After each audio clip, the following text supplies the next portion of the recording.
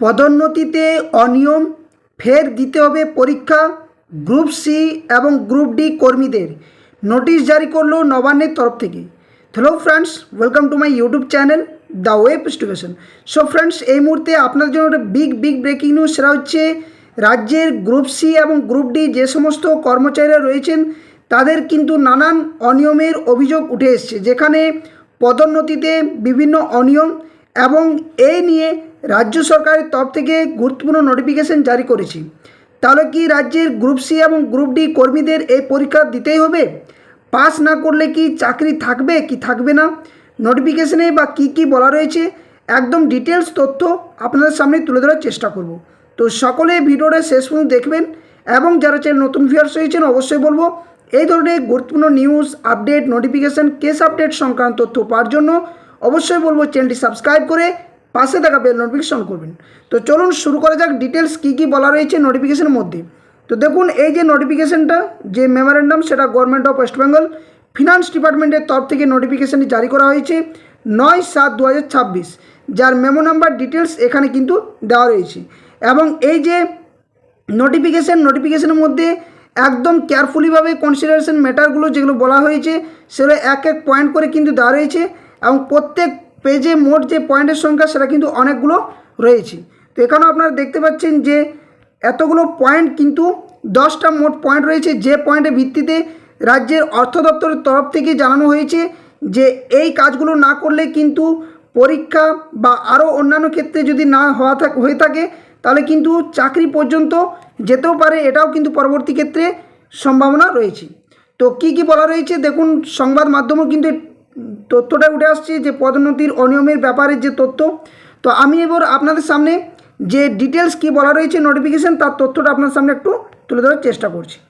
দেখুন, বলা হচ্ছে কি না, পশ্চিমবঙ্গ সরকার জানিয়েছে যে ওয়েস্ট বেঙ্গল সার্ভিস, যেখানে recruitment to clerical cadre rules 2019 কার্যকর হওয়ার পর 24 জানুয়ারি 2019 থেকে আগের সব নিয়ম বাতিল হয়ে যায়। আগে 50 বছর বা তার বেশি বয়সী গ্রুপ ডি ও কিছু গ্রুপ সি কর্মীদের কম্পিউটার অপারেশন এবং কম্পিউটার টাইপিং পরীক্ষায় ছাড় দেওয়া হতো, যেটা এক্সামশন হিসেবে ছিল। কিন্তু 24 জানুয়ারি 2019 থেকে সেই ছাড় কিন্তু আর কার্যকর নয় বলে জানিয়ে দেওয়া হয়েছে। তাহলে এরপর সমস্যা কি হচ্ছে না, এখানে বলা হচ্ছে যে 2019 সালের পরে অনেক কর্মচারীকে ভুলবশত এই ছাড় দেওয়া হতো, যেখানে এলডিসি বা এলডিএ, ইউডিসি বা ইউডিএ বা আরও উচ্চপদে পদোন্নতি দেওয়া হতো। এ নিয়ে বিভিন্ন দপ্তর সরকারের কাছে ব্যাখ্যা কিন্তু চেয়েছিল। সরকারের সিদ্ধান্ত তাহলে কী নেওয়া হয়েছে, যে 10টি সিদ্ধান্ত।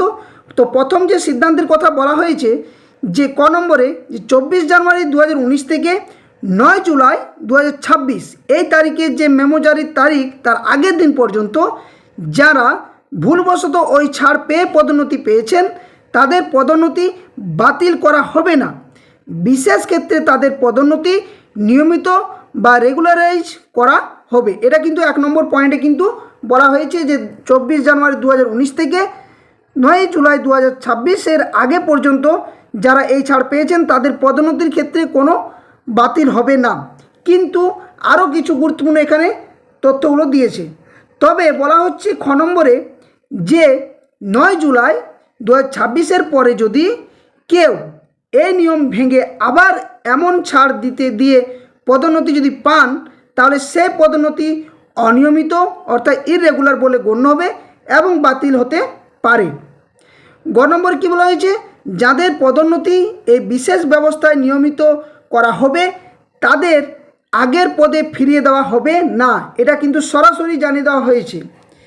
ঘ নম্বরে কি বলা হচ্ছে না, যেসব কর্মচারী 50 বছর বয়সে কম্পিউটার ও টাইপিং পরীক্ষায় ছাড় পেয়েছিলেন এবং 24/1/2019 বা তারপরে এলডিসি বা এলডিএ, ইউডিসি বা ইউডিএ বা সমমানের পদে পদোন্নতি পেয়েছেন তাদের Netaji Subhash administrative training institute অর্থাৎ NSATI থেকে পরিচালিত নির্ধারিত পরীক্ষায় কিন্তু পাস করতে হবে। এটা কিন্তু একদম খুবই গুরুত্বপূর্ণ কিন্তু পয়েন্ট উল্লেখ করা হয়েছে নবান্নের তরফ থেকে।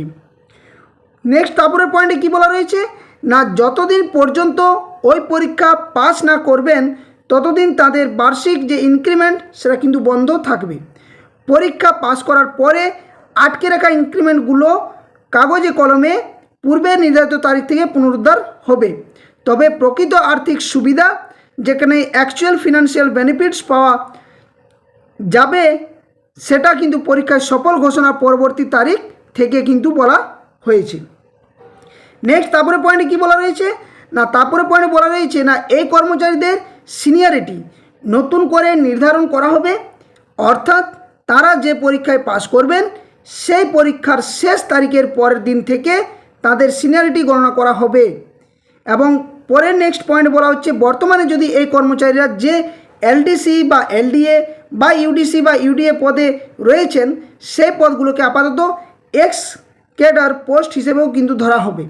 এর ফলে কি হচ্ছে না, অন্য যে যোগ্য গ্রুপ ডি গ্রুপ সি কর্মচারীরাও স্বাভাবিক পদোন্নতির সুযোগ কিন্তু পাবেন। অর্থাৎ এখান থেকে একটা সুযোগের বিষয়টি কিন্তু উঠে আসছে। তো পরীক্ষায় পাস করার পরে সংশ্লিষ্ট কর্মচারীদের নিয়মিত শূন্যপদের বিরুদ্ধে সমন্বয় অর্থাৎ অ্যাডজাস্ট করা হবে এবং এক্স ক্যাডার পদগুলি বিলুপ্ত হয়ে যাবে বলেও জানানো হয়েছে। নেক্সট তারপরে পয়েন্টে কী বলা রয়েছে না, যদি কোনো কর্মচারী অবসরের আগে অর্থাৎ যখন তিনি অবসর নিচ্ছেন তার আগে আর পরীক্ষায় বসার সুযোগ না পান, তাহলে তার অবসরকালীন সুবিধা নির্ধারণের জন্য পরীক্ষায় ছাড় দেওয়ার প্রস্তাব অর্থ দপ্তরে পাঠানো যেতে পারে। অর্থ দপ্তর প্রতিটি বিষয়ে আলাদাভাবে বিবেচনাও কিন্তু এক্ষেত্রে করবেন।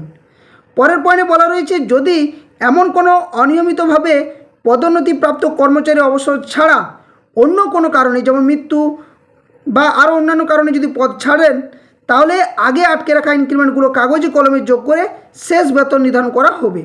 সেই বেতন যে যার ভিত্তিতে পরিবার বা কর্মচারী ডেথ গ্র্যাচুইটি, তারপরে রয়েছে টার্মিনাল বেনিফিটস এবং লিভ স্যালারি যে ক্যাশ ইকুইভ্যালেন্ট রয়েছে সেগুলো কিন্তু তারা পাবেন।